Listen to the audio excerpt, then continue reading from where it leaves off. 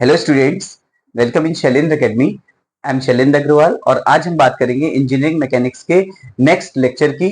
Lecture number 43, unit number 5 चल रही है और लास्ट यूनिट है। जैसे जैसे एग्जाम करीब आते जा रहे हैं हमारी सब्जेक्ट भी खत्म होता जा रहा है और बहुत जल्दी हम यूनिट 5 भी खत्म करने वाले हैं। यूनिट 5 है सिंपल लिफ्टिंग मशीन्स, जिसमें हर एक वीडियो लेक्चर में वो क्वेश्चंस डाले जा रहे हैं, हालांकि है सिलेबस से ही, और लगभग सभी क्वेश्चन कभी ना कभी बोर्ड में, चाहे वो कहीं का भी बोर्ड हो, पूछा गया है। जैसे आज का हमारा टॉपिक है कि आदर्श मशीन और व्यवहारिक मशीन में क्या अंतर है, difference between ideal and actual और द रियल मशीन। ये क्वेश्चन भी बोर्ड ऑफ टेक्निकल एजुकेशन में 2019 में आया हुआ है। तो जितने भी वीडियो लेक्चर हैं उनमें सब में आपको मेंशन भी किया जाता है कि ये क्वेश्चन किस ईयर में आया, तो आप उसको पढ़ सकते हैं। अब अगर हम इस टॉपिक की बात करें कि आदर्श मशीन और व्यवहारिक मशीन क्या होती हैं, तो देखिए, आदर्श का मतलब एक आइडियल कंडीशन। हमने किसी चीज को मार्केट में लाने से पहले उसकी कुछ कंडीशंस डिसाइड की, अपने मन में सोच ली। हालांकि ऐसी कोई मशीन हो नहीं सकती है कि जो आदर्श मशीन हो, क्योंकि आदर्श मशीन एक ऐसी मशीन होती है जिसमें घर्षण बिल्कुल भी नहीं होता है, किसी प्रकार का लॉसेस नहीं होता है। जब घर्षण बिल्कुल नहीं होगा, लॉसेस बिल्कुल नहीं होगा, तो इसका मतलब कि उस मशीन को जितनी एनर्जी दी जाएगी उतना ही पूरा वो कार्य कर देगी। जैसे कि प्रीवियस वीडियो में हमने आपको उदाहरण बताया था कि मान लीजिए मुझसे कोई काम कराना है, तो मुझको खाने के लिए पहले एनर्जी दी गई 1000 किलो कैलोरी, और मुझसे काम भी 1000 किलो कैलोरी का हो गया। यानी कि मुझको जितना दिया गया उतना ही मुझसे ले लिया गया, यानी मेरे द्वारा किसी भी प्रकार का कोई लॉस नहीं हुआ, तो मुझको कहा जाएगा कि I am an ideal person. Machine के केस में आपने उस मशीन को कार्य करने के लिए जो एनर्जी दी, जिसको दत्त ऊर्जा बोलते हैं, और उस मशीन ने अगर हमको काम उतना ही करके दे दिया, जिसको उपलब्ध ऊर्जा कहते हैं, तो दत्त ऊर्जा उपलब्ध ऊर्जा के बराबर हो जाएगी। और जब दत्त ऊर्जा उपलब्ध ऊर्जा के बराबर हो जाएगी तो दक्षता क्या होती है, उपलब्ध ऊर्जा बटे दत्त ऊर्जा, दोनों बराबर, तो एफिशिएंसी 100%, जो किसी भी किसी भी मशीन के लिए संभव नहीं है। क्योंकि अगर वो संभव हो गया तो बहुत सारे रूल्स बने हुए हैं जिनका वायलेशन या उल्लंघन हो जाएगा।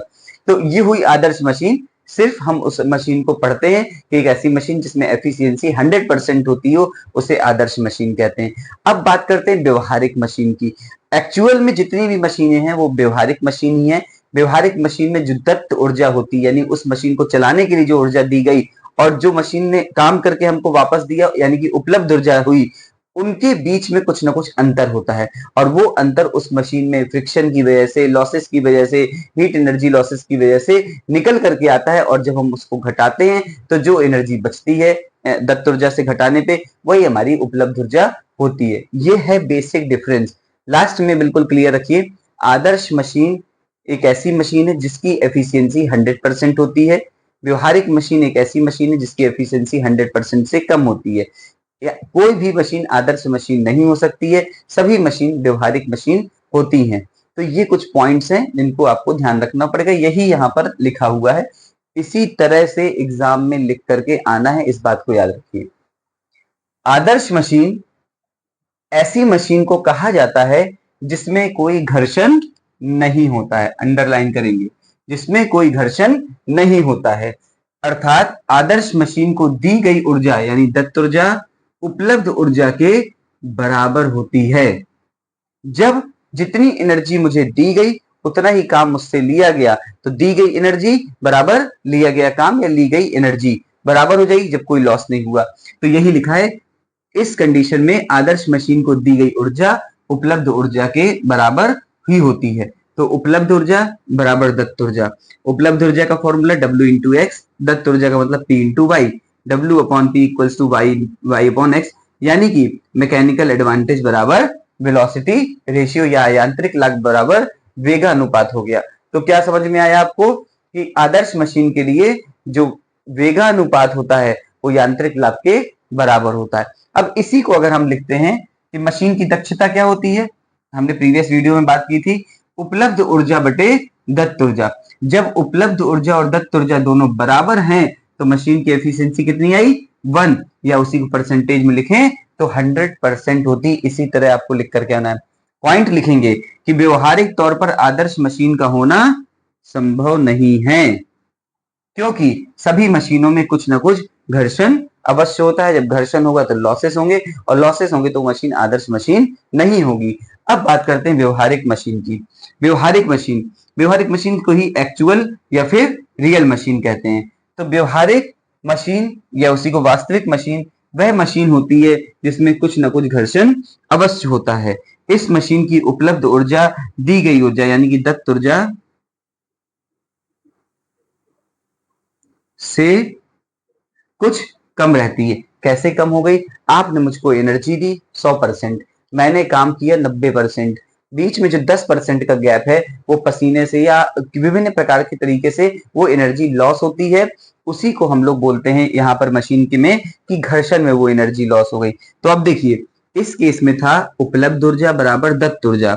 वास्तविक मशीन की उपलब्ध ऊर्जा क्या होगी? वास्तविक मशीन की उपलब्ध ऊर्जा दत्त ऊर्जा के बराबर तो हो सकती है, लेकिन उसमें घर्षण की हानि होगी। इसलिए इन केस ऑफ व्यवहारिक मशीन या एक्चुअल मशीन के कंसेप्ट में व्यवहारिक मशीन की दक्षता की उपलब्ध ऊर्जा दत्त ऊर्जा में घर्षण को घटाने के बाद जो प्राप्त होगी वही उपलब्ध ऊर्जा निकल करके आएगी। मीन्स व्यवहारिक मशीन में उपलब्ध ऊर्जा दत्त ऊर्जा के बराबर नहीं हो सकती जो आदर्श मशीन में होता है।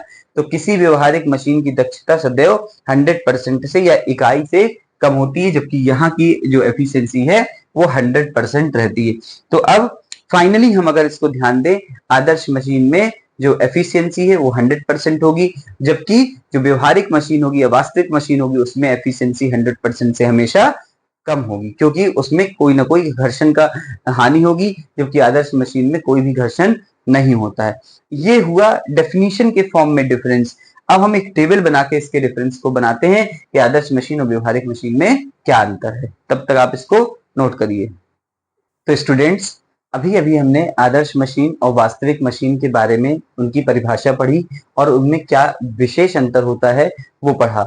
एक्चुअल में आदर्श मशीन नहीं होती है, बल्कि सारी मशीन्स वास्तविक मशीन होती हैं, क्योंकि मशीन्स में कोई ना कोई घर्षण कार्य करता है। तो अब इनका जो डिफरेंस है आदर्श मशीन और व्यवहारिक मशीन का, वो टेबल के फॉर्म में भी हमें एग्जाम में लिखना है। मान लीजिए 2019 में ये क्वेश्चन आया कि आदर्श मशीन और वास्तविक मशीन में अंतर स्पष्ट कीजिए। 5 नंबर का क्वेश्चन। तो आपने अगर ये 4 पॉइंट भी लिख दिए तो भी पूरा नंबर नहीं मिलेगा, क्योंकि आपको लिखना पड़ेगा अच्छे से, तब पूरा नंबर मिलता है। आप 1 पॉइंट 2 पॉइंट लिखने से 1 नंबर 2 नंबर ही मिलेगा। तो इसके पहले जो डेफिनेशन लिखवाई गई उसको लिखिए और फिर इस डिफरेंस को लिखिए। ये जितने भी डिफरेंस है ये उसी डेफिनेशन से निकल करके आए। देखिए, आदर्श मशीन की दक्षता 100% होती है। क्यों? क्योंकि इसमें उपलब्ध ऊर्जा और दत्त ऊर्जा बराबर होती है, तो एफिशिएंसी 100% आएगी। जबकि व्यवहारिक मशीन की दक्षता 100% से कम होती है, क्योंकि जो उपलब्ध ऊर्जा होती है वो दत्त ऊर्जा में घर्षण के द्वारा जो हानि होती है ऊर्जा में वो घटा दिया जाता है। पहला पॉइंट बिल्कुल क्लियर और बिल्कुल आसान। उपलब्ध ऊर्जा दत्त ऊर्जा के बराबर होती है, तभी एफिशिएंसी 100% होती है, और यहाँ उपलब्ध ऊर्जा दत्त ऊर्जा से कम होती है, इसलिए एफिशिएंसी 100% से कम होती है। आगे बात करें, आदर्श मशीन के भाग घर्षण रहित होते हैं, अतः ऊर्जा की हानि नहीं होती है। आदर्श मशीन के भाग घर्षण रहित होते हैं, अतः ऊर्जा की हानि नहीं होती। आदर्श मशीन ने बताया था बहुत क्लियरली कॉन्सेप्ट कि कोई घर्षण नहीं कार्य करता है। कब नहीं कार्य करेगा? क्योंकि उसके भाग ही घर्षण रहित होते हैं, इसलिए उसमें ऊर्जा की हानि नहीं होती है।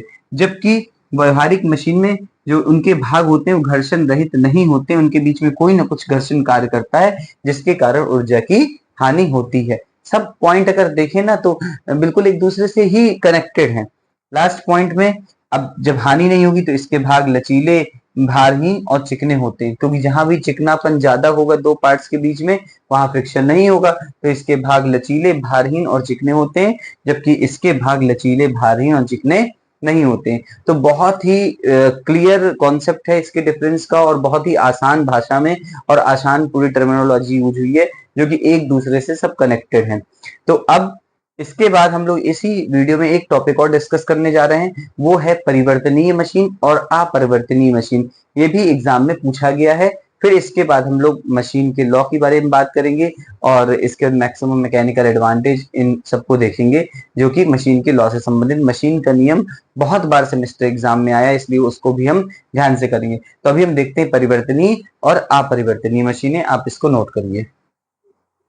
तो स्टूडेंट्स, अभी अभी हमने बात की आदर्श मशीन और वास्तविक मशीन की, जो प्रश्न बीटीयूपी बोर्ड में आया हुआ है।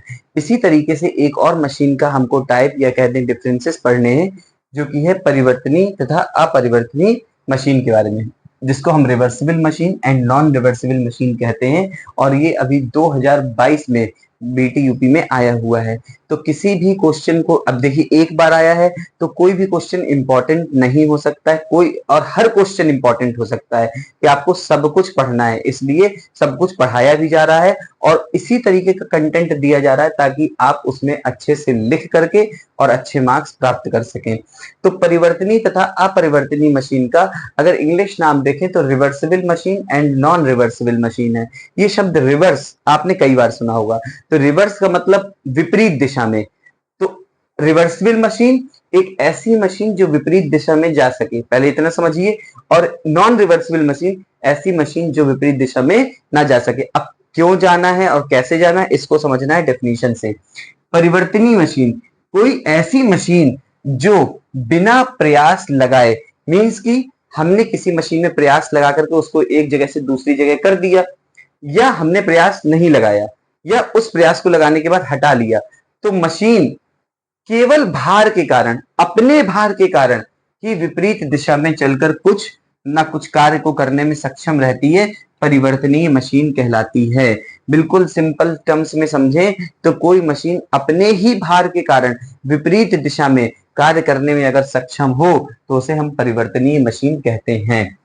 परिवर्तनीय मशीन की जो दक्षता है वो 50% से अधिक रहती है। तो ये हुआ इसके बारे में कि परिवर्तनीय मशीन किसे कहते हैं, अपनी विपरीत दिशा में अपने भार के कारण अगर जो मशीन है वो कार्य करने में सक्षम है तो परिवर्तनीय।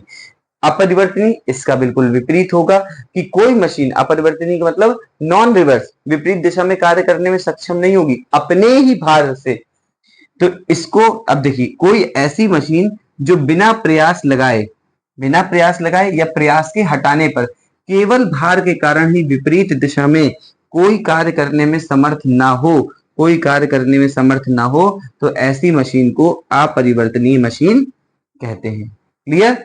अपरिवर्तनीय मशीन की दक्षता 50% से कम होती है और जो परिवर्तनीय मशीन की दक्षता है, क्योंकि वो विपरीत दिशा में अपने भार के कारण चलकर कुछ कार्य करने में सक्षम रहती है तो 50% से अधिक होगी, और ये सक्षम नहीं रहती है इसलिए इसकी दक्षता 50% से कम होगी। तो दोनों में एक क्लियर फिर से डिफरेंस निकल करके आ गया कि अगर कोई मशीन अपने ही भार के कारण विपरीत दिशा में कार्य करने में सक्षम है तो परिवर्तनीय, और कोई मशीन अपने ही भार के कारण विपरीत दिशा में कार्य करने में सक्षम नहीं है तो वो मशीन अपरिवर्तनीय मशीन कहते हैं। इसकी दक्षता 50% से अधिक होगी और इसकी दक्षता 50% से कम होगी। अब अगर एक पॉइंट अगर हम बात करें कि ये मशीन अपने भार के कारण तो कार्य कर देती है, ये मशीन अपने भार के कारण कार्य क्यों नहीं करती है?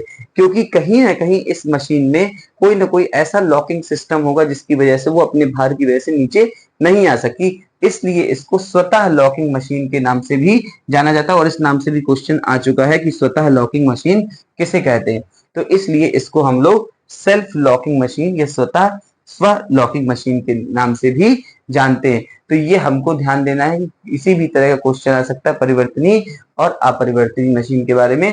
ये एक बिल्कुल क्लियर कॉन्सेप्ट हुआ।